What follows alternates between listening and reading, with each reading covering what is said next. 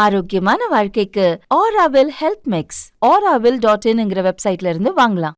ஒரு பையனும் ஒரு பொண்ணும் விரும்பியிருக்காங்கங்க, காதலிச்சிருக்காங்க. ஏதோ ஒரு காரணத்தால் அந்த பொண்ணுக்கு இந்த பையனை சேர முடியாத ஒரு சூழல் ஏற்படுது. அப்போ இந்த பையன் அந்த பொண்ணை கொஞ்சம் வெறுப்பேற்றணும் அப்படிங்கிறதுக்காக, சின்ன வயசு தான், ஒரு 22-21 வயசுன்னு வச்சுக்கோங்களேன், ரெண்டு பேத்துக்கும் கொஞ்சம் வெறுப்பேற்றணும் அப்படிங்கிறதுக்காக ஒரு கையில் இந்த ஆல்கஹால் இந்த இதுகள்லாம் கையில் வச்சுக்கிட்டு, சரக்கை வச்சுக்கிட்டு, இந்த மாதிரி ஃபோட்டோலாம் எடுத்துக்கிட்டு வீடியோலாம் பண்ணிக்கிட்டு, இங்கே பாரு ஒன்னால தான் நான் இப்படி குடிகாரனா மாற போகிறேன், நீ என்ன இது பண்ணுறேன்னு ஒரு கில்ட்டை ஏற்படுத்தணும். இதெல்லாம் சின்ன சின்ன இந்த மாதிரி சின்ன வயசில் இருக்கக்கூடிய காதலர்களுக்கு மத்தியில் இந்த மாதிரிலாம் நடக்கும். ஏதாவது சலித்தனமான வைங்களேன். அந்த மாதிரி பண்ணும்போது அந்த பொண்ணுக்கு ஒரு இதை ஏற்படுத்தணும்னு சொல்லி பண்ணி அது மாதிரிலாம் ஒரு ட்ராமா மாதிரி கிரியேட் பண்ணி அதெல்லாம் பண்ணி வச்சுட்டு முடிச்சுட்டு ஒரு 2-3 நாளைக்கு அப்புறம் எல்லாம் கொஞ்சம் ஆறுனதுக்கப்புறம் உண்மையாகவே அந்த பொண்ணோட நினப்பு ஞாபகம் திருப்பி வரும்ல. அப்படி வரும்போது உண்மையாகவே எனக்கு இந்த நேரத்தில் ஒரு தண்ணி அடிக்கணும், சரக்கு அடிக்கணும் அப்படிங்கிற மாதிரி ஒரு தாட்டு, ஐயோ என்னை விட்டு போயிட்டாலே, ஐயோ அவ என்கிட்ட இல்லை அப்படிங்கிற மாதிரி ஒன்று வரும்போது, ஏன்னா சினிமாவில் நமக்கு அப்படிலாம் கற்றுக் கொடுக்கப்பட்டிருக்குல்ல, நம்ம இந்த மாதிரி காதல் தோல்வியில் இருந்தோம்னா நம்ம தண்ணி அடிக்கணும் அப்படின்னு. அப்படி இருக்கும்போது ஃபோனை போட்டு இந்த குடிக்கிற நண்பர்கள் இருப்பாங்கள்ல, இந்த பையனுக்கு குடிக்கிற பழக்கம் இல்லை, ஆனால் சுற்றி குடிக்கிற நண்பர்கள் இருப்பாங்கள்ல, அந்த நண்பர்களுக்கு ஃபோன் அடித்து இந்த மாதிரி டே வாங்கடா போவோம்டா அப்படின்னு சொல்ல அவங்க என்ன சொன்னாங்க, என்ன நடந்துச்சு, இந்த பையனுக்கும் இவங்களுக்குமான கான்வர்சேஷன் எப்படி அப்படிங்கிறத தான் இன்றைக்கி நம்ம பார்க்க போகிறோம். இந்த கான்வர்சேஷன் ரொம்ப ரொம்ப முக்கியமான கான்வர்சேஷன். இந்த கதை எனக்கு தெரிஞ்சோன்னே வேறு லெவலில் மைண்ட் அப்படியே ஓப்பன் அப் ஆச்சு. ஆஹா சூப்பரில் அப்படின்னு சொல்லிட்டு அதை தான் உங்கள் கூடவே பகிர்ந்துக்க போகிறேன். இது உங்கள்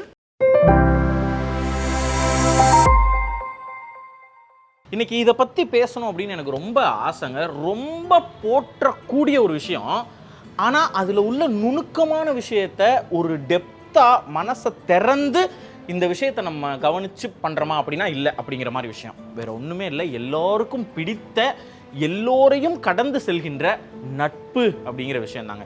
உலகத்தில் பொதுவாக சொல்லுவாங்கங்க, இந்த பணம், காதல், காமம் இதெல்லாம் எல்லாரையும் கடந்து தான் போகும், யாரையுமே அது தவிர்த்துட்டு அதால் போக முடியாது அப்படின்னு. இப்போ காதல்லாம் கூட ஒரு சில நேரம் திருமணத்திற்கு முன்னாடியே தான் நம்ம காதல் நினைப்போம், திருமணத்துக்கு அப்புறம் இருக்கிறத பொதுவாக நம்ம காதல் நினைக்கிறது இல்லை.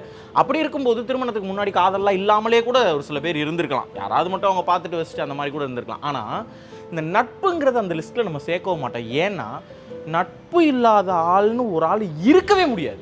கண்டிப்பாக நண்பர்கள் அப்படிங்கிறவங்க உறுதியாக இருப்பாங்க. ஆனால் அந்த நண்பர்கள் எப்படிப்பட்டவர்களாக இருக்கணும், என்ன செய்யணும் அப்படிங்கிறது தான் இன்றைக்கி நம்ம பார்க்க போகிறோங்க. இது இன்றைக்கி தீபாவளி நாளில் உங்கள்கிட்ட நான் பேசிக்கிட்டு இருக்கேன். இந்த தீபாவளி அன்னைக்கு மிக முக்கியமாக நீங்கள் இதை தெரிஞ்சுக்கோங்க. சின்ன பசங்களாக இருந்தீங்கன்னா கண்டிப்பாக இதை பாருங்கள், தெரிஞ்சுக்கோங்க. பனைமரம் மாதிரி நண்பர்கள் இருக்கணும்னு சொல்லுதுங்க தமிழ். பனைமரம் மாதிரினா எப்படி? நீங்கள் ஊண்டி மட்டும் வச்சுட்டா போதும், ஒரு சொட்டு கூட தண்ணி நீங்கள் அதுக்கு ஊற்ற தேவையில்லை, அதுக்கான தண்ணியை அதுவே தேடிக்கிறோம். அதை நீங்கள் வச்சுட்டீங்கிற ஒரே காரணத்துக்காக அது வாட்டுக்கு வளர்ந்து நிற்கும். என்ன, பனைமரம் பொதுவாக நிழல் கொடுக்காதுன்னெலாம் சொல்லுவாங்க, ஆனால் அது நம்மகிட்ட எதையுமே எதிர்பார்க்கறது இல்லைங்கிறதையும் நம்ம சேர்த்தே புரிஞ்சுக்கிறோம். அப்படி நீங்கள் ஒரு நட்பு உங்கள் கூட ஒருத்தர் நட்பாக இருக்காருன்னா எந்தவித எதிர்பார்ப்புமே நம்மக்கிட்ட இல்லாமல், எதுவுமே இவங்கிட்ட எனக்கு போனால் இது கிடைக்குங்கிறதுக்காக ஒரு வார்த்தை கூட பேசாமல் எத்தனை வருஷம் கழிச்சு, அதாவது நீங்கள் ஒரு பேசியே ஒரு 5 வருஷம் ஆயிருக்கலாம், 6 வருஷம் ஆயிருக்கலாம் அந்த நண்பன்கிட்ட.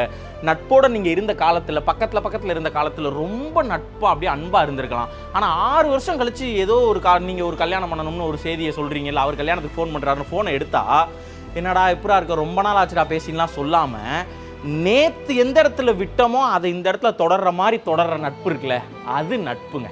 அப்படிப்பட்ட நட்பு வாழ்க்கையில் ஒரே ஒரு நண்பனாவது உறுதியாக நமக்கு இருக்கணும் அப்படிங்கிறது தான் என்னுடைய எண்ணம்ங்க.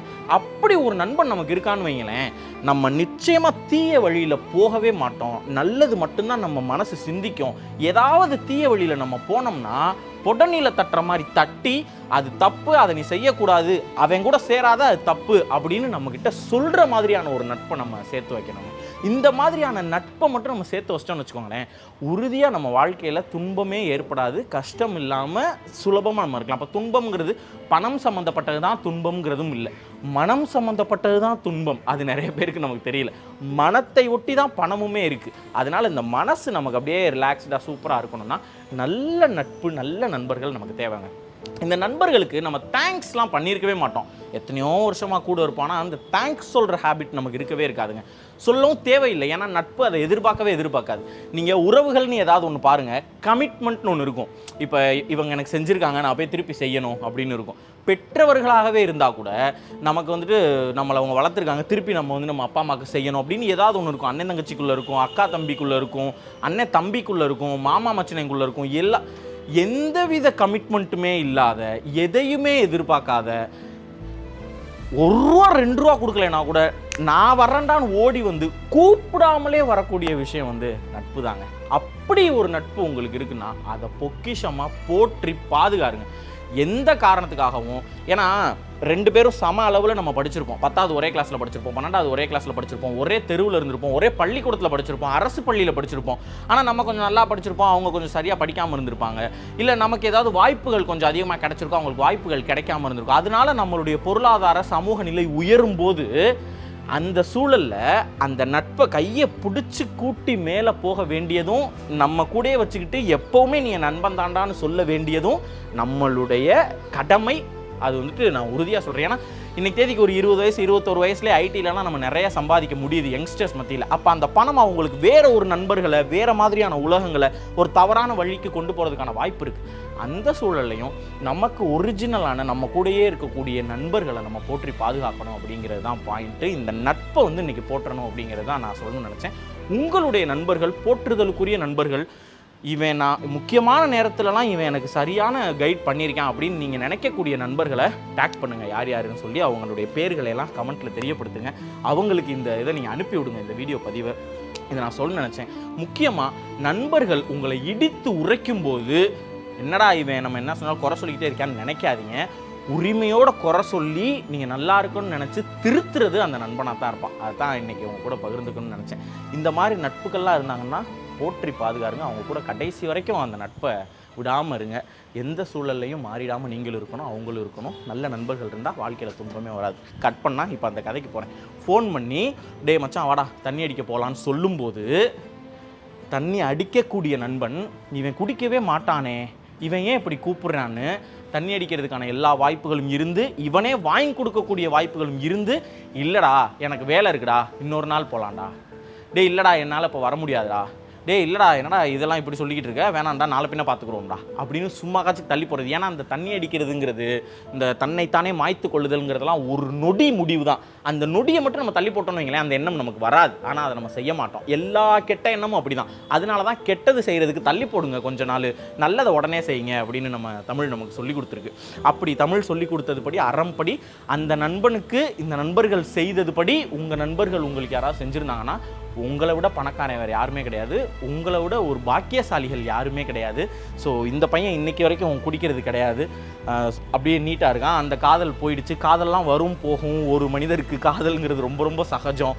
அந்த பெண்ணு இன்னொரு துணையை தேடி போயிடுவாங்க, உங்களுக்கு இன்னொரு காதல், அடுத்த காதல் வந்துடும், நீங்கள் அடுத்தடுத்து போயிடுவீங்க, இதெல்லாம் நடக்கும். ஆனால் நடுவில் இந்த பழக்கம் வந்துருச்சுன்னா இது எங்கேயுமே போகாது, நம்மளை ஒட்டியே நிற்கும். அன்னைக்கு அவன் ஃபோன் பண்ணி கூப்பிடும்போது இந்த நண்பர்கள் எவனாவது ஒருத்தன் வாடா ஓசியா எனக்கு குடி கிடைக்குது, சாராயம் கிடைக்குது, சரக்கு கிடைக்குது, நான் குடிக்க போகிறேன்னு உனக்கு கூப்பிட்டு போயிருந்தா ரெகுலராக குடிக்கிற மாதிரி மாறி இருப்பான், அதுக்கு அடிக்ட் ஆகிருப்பான். அந்த பையனோட வாழ்க்கை இன்றைக்கி இருக்க நிலமையில் இருக்குமான்னு தெரியல. ஆனால் இன்றைக்கி ஒரு நல்ல நிலமையில், சமுதாயத்துலேயும் நல்ல அந்தஸ்தில் அந்த பையன் இருக்கான்.